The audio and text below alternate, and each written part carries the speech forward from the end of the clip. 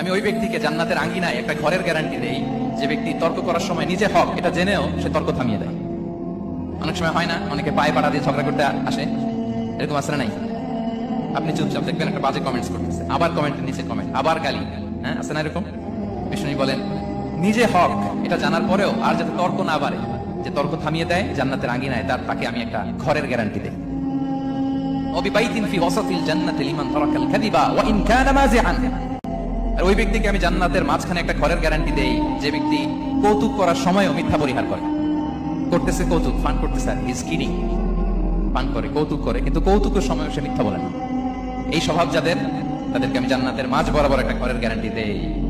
এরপর বিষ্ণু কি বলে দেখেন, তিনি বলেন ওবিবাইতিন ফি আ'লাল জান্নাতি লিমান হাসানা খুলুকাহু। আর জান্নাতের একেবারে হাইস্ট পিক অফ প্যারাডাইস, জান্নাতের সর্বোচ্চ স্তরে আমি একটা ঘর বা একটা বাসভবনের গ্যারান্টি ওই ব্যক্তিকে দেই যে তার আচরণটা সুন্দর করেছে, যে সুন্দর আচরণের অধিকারী হয়েছে, তাকে জান্নাতের হাইস্ট পিকে আমি একটা বাসভবনের গ্যারান্টি দেই। তাহলে বলেন তো আমাদের আচরণটা সুন্দর করার দরকার আছে না নাই? এটা খুব ছোটখাটো একটা আমল, তাই না? কথা বলেন, দক্ষিণ কোরিয়া প্রবাসী ভাইরা আওয়াজ করে বলেন, এটা কি ছোট আমল?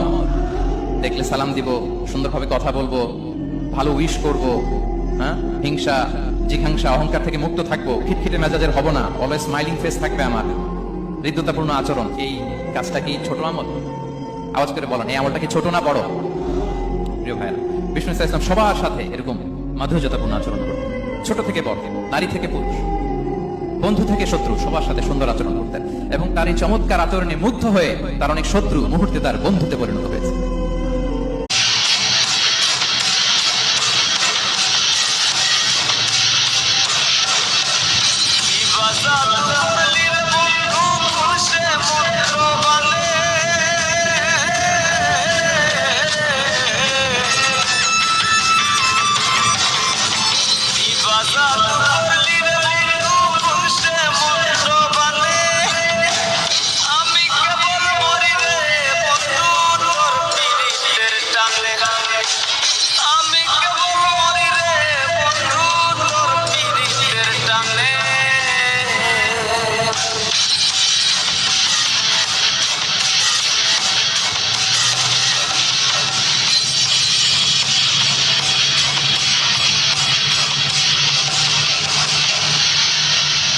Allah, Allah, Allah, Allah, Allah, Allah, Allah, Allah, Allah, Allah,